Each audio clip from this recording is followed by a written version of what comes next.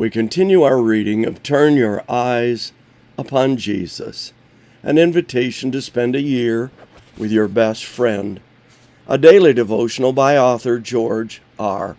Knight. Today's reading, December 12, Our Doubts Don't Change God's Plans. Scoffers will come in the last days with scoffing, following their own sinful desires. They will say, "Where is the promise of his coming? For ever since the fathers fell asleep, all things are continuing as they were from the beginning of creation."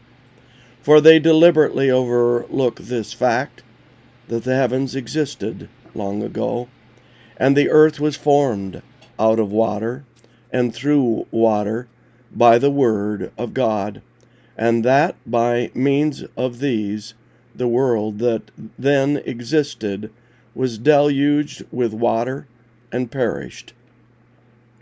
But by the same word the heavens and earth that now exist are stored up for fire, being kept until the day of judgment and destruction of the ungodly.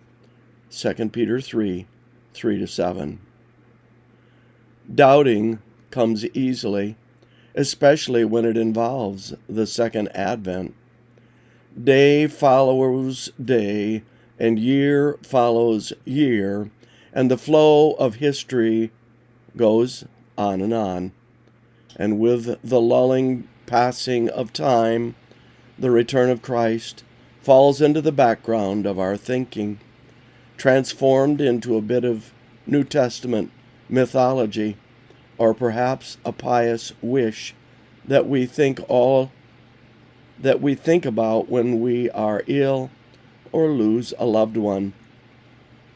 But once the crisis is over, our thought patterns get back to normal as we plow all our resources into making our earthly future bright and happy. I remember how vivid the promise of the second coming was when I first became a Christian at the age of 19. I was sure I would never reach the age of 30. In fact, I did my last 2 years of college in one so that I would have a chance to preach before the end. That was more than 50 years ago. And time still continues relentlessly.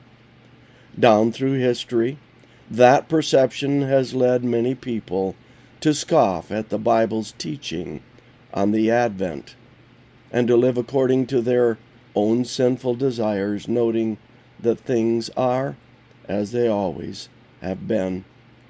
It is at that point that the aggressive Peter jumps into action, noting that the earth-centered philosophy of uniformitarianism, uniformitarianism overlooks two major facts. First, that there was a beginning when God created the earth, and second, that there had been a massive flood in the time of Noah that had destroyed the civilization of that day. Both of these facts, Peter claims, God brought about by his intervention in history. They were divine actions impossible to predict from the viewpoint of the evolutionary flow of time. And just as certain, he asserts, is the second coming of Jesus. For Peter follows the teaching of his Lord. The second advent is a certain event, and all the doubting and scoffing and wild living by humans will not change that fact. His words are a wake-up call to all of us. We need to be preparing our lives for more than just a comfortable retirement with our grandchildren. The fact of the second advent is just as certain as the reality of the earth on which we live and the air that we breathe. This concludes our reading of Turn Your Eyes Upon Jesus. Sorry for the croaky voice and the stumbling